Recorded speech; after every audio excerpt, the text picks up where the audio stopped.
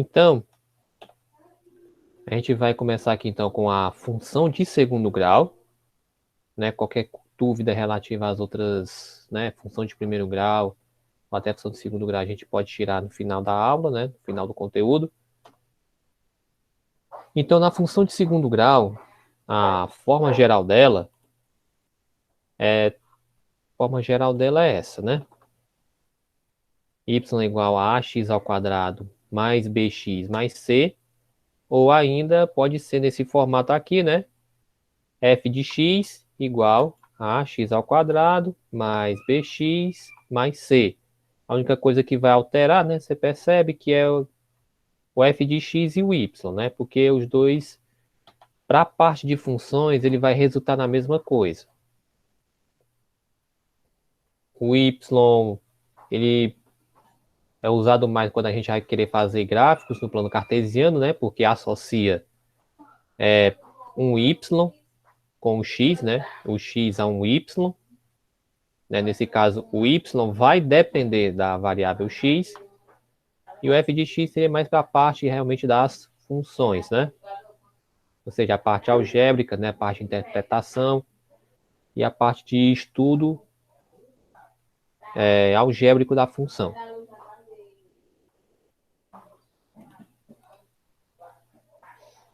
Aí vamos lá. Aí você observa aqui que onde nós temos o coeficiente A, ele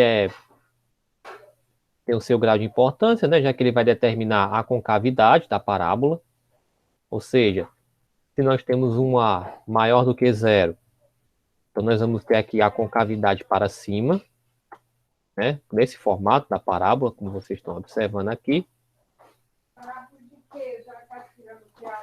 E nós teremos o valor mínimo, né? Que a gente vai falar isso posteriormente, né? A gente vai dar uma revisada nisso. E nós temos também o A menor do que zero, que vai nos dar a concavidade para baixo, né? Como vocês observam aqui, concavidade da parábola para baixo, né? Concavidade essa partezinha aqui. Concavidade para baixo, concavidade para cima. E nós teremos aí o valor máximo, ou valor de máximo, como chamam. E o C é o termo independente, né? Onde a parábola intercepta o eixo das ordenadas, ou podemos dizer que é onde a parábola vai cortar o eixo Y.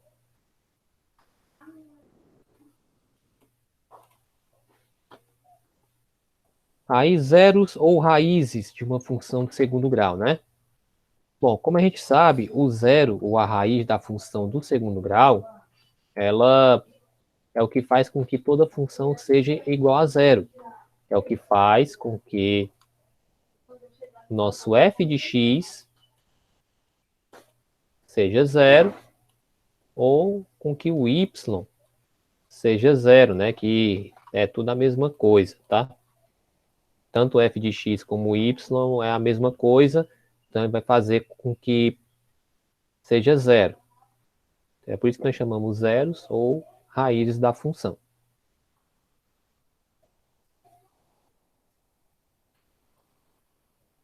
Então, para a gente utilizar um exemplo, então, vamos determinar a função ali, né? Dada a função f de x igual a x ao quadrado mais 3x mais 2, então a gente vai calcular o zero dessa função.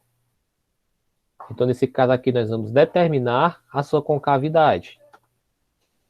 Ou seja, vamos determinar esta concavidade, e nesse caso a concavidade ela é para cima, né? Porque vocês observam ali na função que nós temos o A positivo, então vamos ter essa concavidade para cima.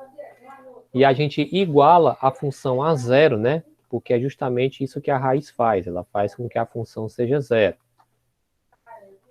Então, x ao quadrado mais 3x mais 2 igual a zero. E aí nós fazemos os cálculos, né? Aqui a gente vai fazer de uma forma bem direta, tá? Bem direta e bem simples. Pelo delta, né? Vamos só tentar relembrar que é aquela velha conversa lá de b ao quadrado, né? Menos 4 vezes a vezes c. E o x, né? Vamos lembrar também que é o menos b, mais ou menos O x é igual a menos b, mais ou menos a raiz quadrada de delta sobre 2 vezes a. Então, nosso delta vai ser 3 ao quadrado menos 4 vezes 1 vezes 2. 3 ao quadrado vai dar 9. E 4, menos 4, né, vezes 1 vezes 2 vai dar menos 8. Então, 4 menos 8 vai dar 1. Então, nós temos aí o delta igual a 1. Neste delta igual a 1, ele vai nos dar duas raízes, né? Duas raízes diferentes da função. Então, para determinarmos o x, né? O x vai ser, então, menos 3, mais ou menos a raiz quadrada de 1, sobre 2 vezes 1. E determinando o valor de x, nós vamos ter aqui que o x1, ou x1', menos 2, x2, ou x2' vai ser menos 1. Né? Ou nesse caso, primeira raiz vai ser menos 2, segunda raiz vai ser menos 1. A gente vai tentar ordenar elas pela ordem, a ordem crescente delas, né? Do menor para o maior. Aí, geometricamente, ou também podemos falar graficamente, né? Lá no gráficozinho do plano cartesiano, nós vamos ter esses pontos, né? Menos 1, 0. E nós temos o ponto menos 2, 0, né? Não nessa ordem, claro. Aí você vai observar que no esboço do gráfico que nós temos aqui, primeiramente nós vamos ter as duas raízes, né? Menos 2 e menos 1. E tá aí a nossa parábola, né? Com a concavidade virada para cima, passando pelos dois pontos que justamente intercepta o eixo Y. Então tá aí as nossas raízes, né? Nesse caso, que são essas duas.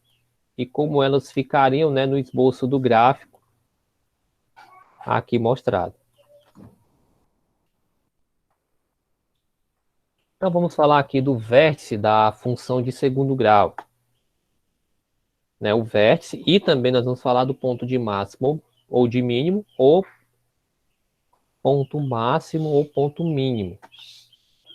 Então nós vamos ter aqui, se o nosso A for igual a zero, não for maior do que zero, lembrando que nós vamos ter uma parábola com a concavidade para cima, e nós teremos o ponto de mínimo ou ponto mínimo. Né, como você observar aqui a concavidade para cima e o ponto mínimo. Esse ponto mínimo é justamente o vértice dessa parábola, né, que está justamente no ponto mais baixo dela, né? Então o vértice está aí, ó, o xv e yv. E se o A for menor do que zero, então nós teremos aqui uma concavidade para baixo e nós teremos o nosso ponto de máximo, ou nós teremos o ponto máximo, que é justamente o vértice fica, né, na parte mais alta da parábola. Tá, nós temos o x do vértice e o y do vértice. E o vértice, nós podemos determinar ele, né, através dos coeficientes. Né? O x do vértice é o quê? Menos b sobre 2 vezes a. E o yv vai ser o menos delta sobre 4a. Então, na observação, né, o valor máximo ou o valor mínimo é sempre dado pelo yv. E a gente também já viu que dá para fazer isso aqui de uma outra maneira, né? Dá para fazer o y do vértice. Ao invés de calcular o delta, né? E depois dividir por 4 vezes a. Você pode também, já depois que obter o x do vértice, você pode pegar o valor dele e substituir na própria função. Ou seja, então o y do vértice seria igual a xv ao quadrado mais b que multiplica o x do vértice mais c. Ou seja, esse valor aqui que você obter vai ser justamente o y do vértice, né? Já que você está colocando o x do vértice na função, Então, o resultado tem que ser um y do vértice.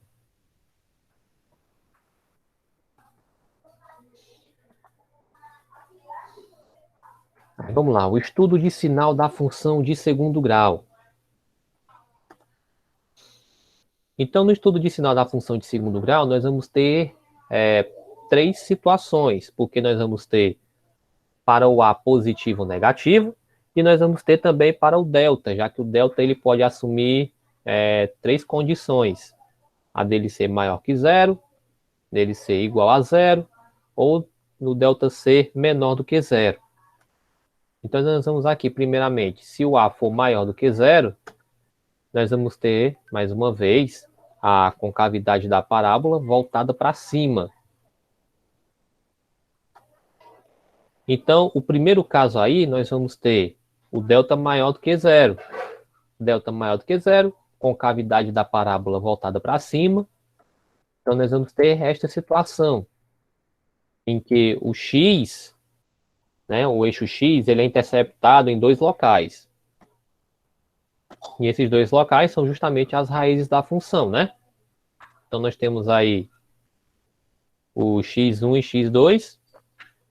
Lembrando, esse x1 e x2, a gente pode entender que seria a menor raiz e a maior raiz, que eu falo em quesito de valor, né? A raiz de maior valor, na raiz de menor valor, né? E a raiz que tem o maior valor numérico. Então, nós temos aqui que para a esquerda, ou seja, para valores menores do que a menor raiz, eu vou ter um y maior que zero. E para valores, para valores menores do que a menor raiz, valores y maior que zero. E para valores maiores do que a maior raiz, eu vou ter também y maior do que zero.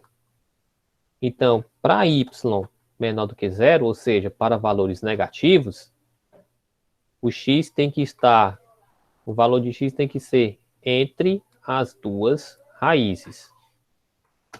Então, resumindo, vamos ter isto. Ó. Y maior que zero, se o x for menor do que a menor raiz, ou se o x for maior do que a maior raiz. O y vai ser igual a zero se o x for igual às raízes, né? Ou seja, se for igual a qualquer uma das duas raízes. E nós teremos o y menor do que zero se o x estiver entre x1 e x2. Ou seja, se ele estiver entre essas duas raízes. Aí nós vamos ter aqui os y negativos, né?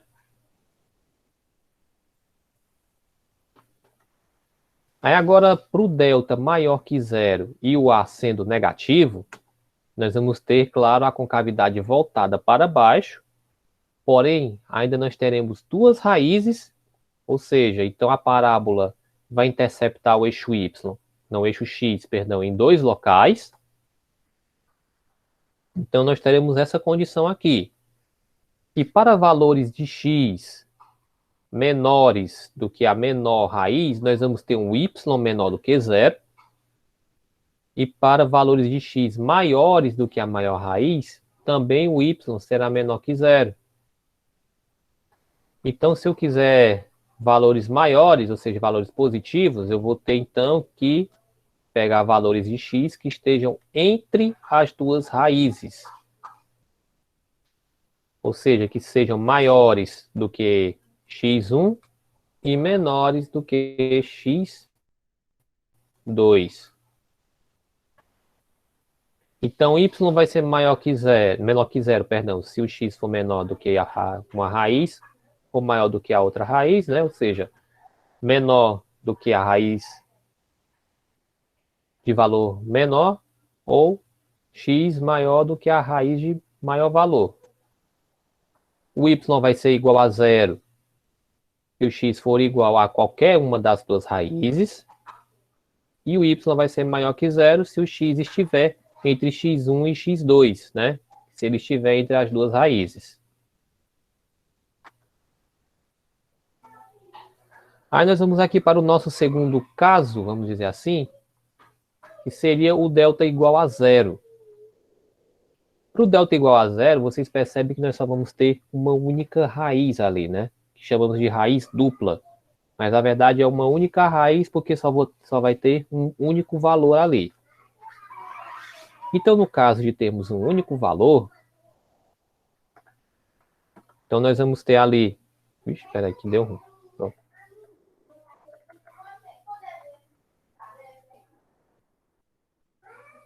Deixa eu só voltar aqui. Eu estava nessa parte. Pronto. Então, para o caso do delta ser igual a zero, então nós vamos verificar aqui o seguinte. Nós temos aqui a nossa raiz, né? Que eu vou indicar ela bem aqui. E percebe que para valores tanto maiores como menores do que a raiz, eu vou ter um y positivo, né? Eu vou ter valores positivos para x diferente da raiz. E se o x for igual à raiz, o resultado vai ser zero. Então eu vou ter y maior do que zero se o x for diferente da raiz, né? Ou das raízes, né? Nesse caso, x1 é igual a x2, então tanto faz. E eu vou ter y igual a zero se o x for igual à raiz da função, tá? Igual à única raiz que tem. É que ele está considerando uma raiz dupla, mas na verdade é uma única raiz simples e pronto. Então agora nós vamos ter aqui, nesse caso, do A sendo menor do que zero. Vocês percebem aqui que nós temos a nossa concavidade da parábola voltada para baixo. Então nós vamos ter aqui a concavidade voltada para baixo, porque o A é negativo, e percebe-se que aqui a situação ela meio que se inverte. Porque aqui eu vou ter sinais de menos, né? Para todo e qualquer x que seja diferente da raiz. Então, y menor do que zero, se o x for diferente das raízes. E nós vamos ter y igual a zero se o x for igual à raiz, né? For igual a essa raiz única que nós temos. E nós vamos pegar o terceiro caso do delta, que seria o caso do nós termos um delta negativo, né? Delta menor do que zero. Lembrando que nós já sabemos que para o delta menor que zero, não existe solução real. Não vamos ter raízes reais para essa função. Então, você observa ali a nossa parábola, como ela passa e não toca no eixo x, então, porque nós não vamos ter raízes para ela.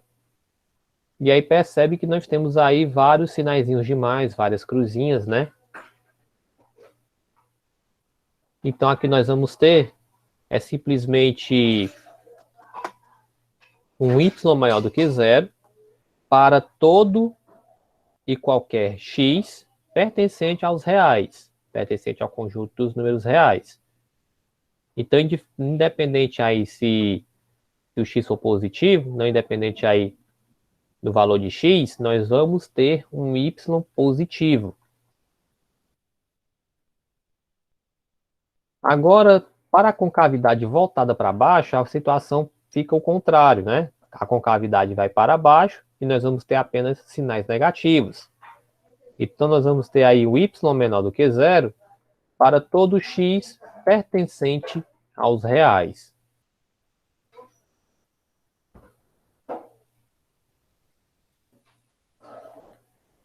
Certo? Aí, pessoal, alguma dúvida, alguma pergunta?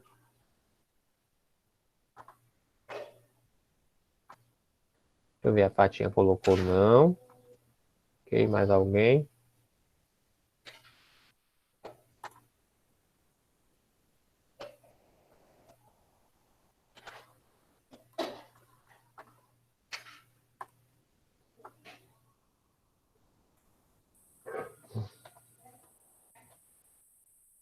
Pronto, pessoal, como é que vai ser aqui, né? Vamos falar a respeito da nossa pequena atividade avaliativa de amanhã, que vai valer nota, ou seja, vai praticamente vai contar como se fosse uma avaliação parcial, né? E ela vai ficar valendo nota, então se você tiver algum colega aí que não esteja bem podendo participar das aulas ou tudo mais, aí já avisa para ele que vai ter atividade, que essa atividade avaliativa vai valer nota.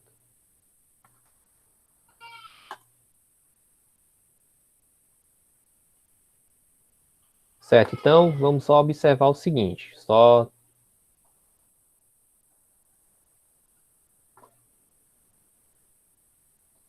vou só tentar mostrar aqui uma coisa. A atividade avaliativa de vocês vai ser simplesmente, não sei se é isso aqui, não é a outra. Deixa eu só voltar ali de novo.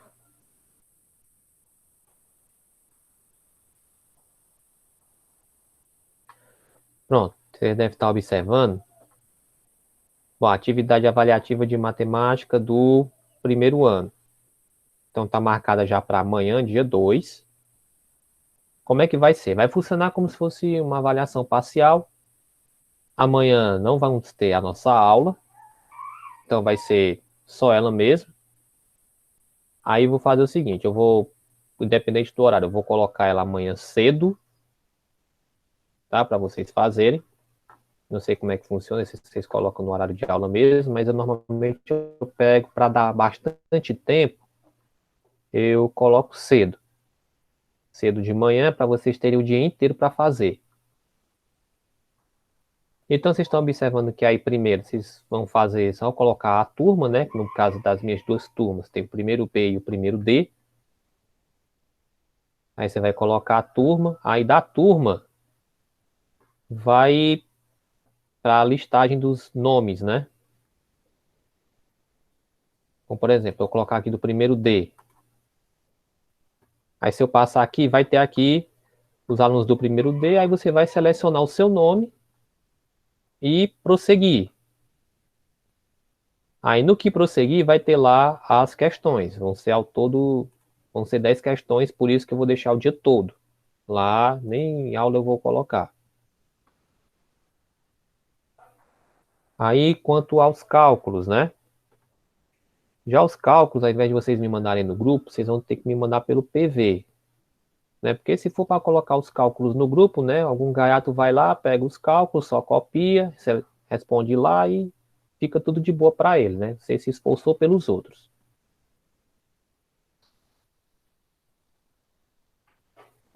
Ok? Aí, quando for no final, mais ou menos umas 5, 6 horas, eu confiro lá quem fez e quem deixou de fazer.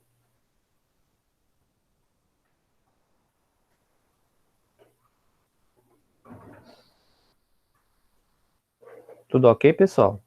A Katinha já colocou o ok. Ah, beleza. Beleza, né? O assunto é esse mesmo, tá? Daqui a pouco eu coloco o slide dessa aula lá no grupo e também essa aula gravada, né, com a revisão. Viu, pessoal? Então era só isso mesmo, a nossa aula de hoje. Obrigado aí pela participação e pela presença de vocês. Desejar aí um bom desempenho amanhã na atividade e também desejar uma ótima semana a todos. E aí a gente vai se ver mesmo, né, na próxima terça-feira. Ok, pessoal? Então, obrigado, tchau e uma boa tarde a vocês.